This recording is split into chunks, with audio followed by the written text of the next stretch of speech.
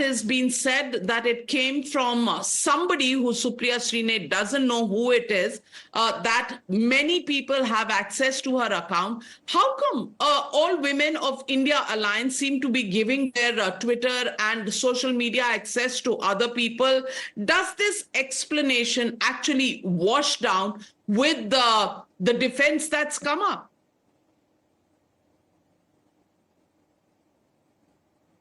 At the outset, let me begin by saying happy Holi to you and to all our viewers.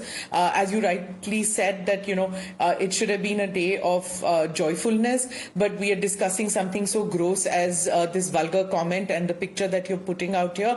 But that's the sign of times. And it's so odd that this post was put up today and quickly there comes another one by this Ahir person of the Indian National Congress, Gujarat.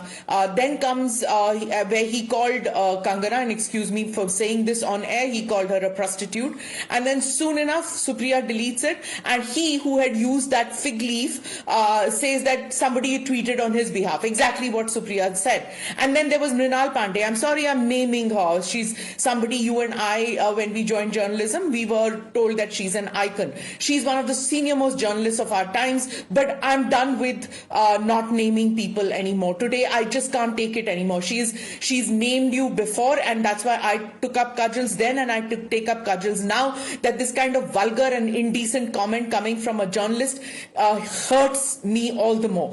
That Kangana's name was not announced today. So the fact that all these three suddenly tweeted one after the other today, it just goes to show that this wasn't just a random act. It must have had the nod for somebody higher up. And, Navika, once I made the mistake of calling up one such woman politician who was in charge of a social media of a party and asked her to stop her minions from sending vulgar tweets my way, body shaming me. And I told her, just tell them to stop it, discuss on party matters or political matters. Why do you want to talk like this? To which she turned around and said that, oh, I'm helpless because there are so many of my party people who are random free agents and they can tweet what they want. I can't stop them. And I learnt my lesson then, Navika, that vulgarity is in the DNA of some weak-minded men and women, and they will use it as a political tool. They will body shame, they will comment on women's age and dressing style because they cannot debate them, they cannot fight them on a political platform.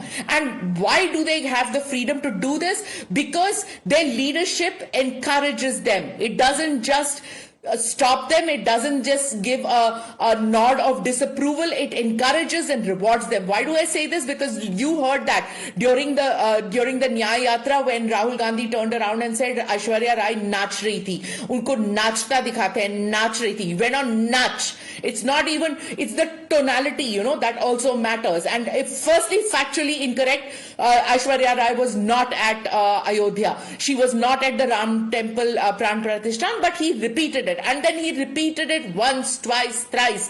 Nobody in his team, and you have people with Cheshire cat grins sitting out there and say, so what? And then you'll have them justify it that some 10, 15 years back, some BJP leader had said that, so we can say this. This kind of cheap comment from politicians, from women journalists is something that they should not have space in this day and age in 2024.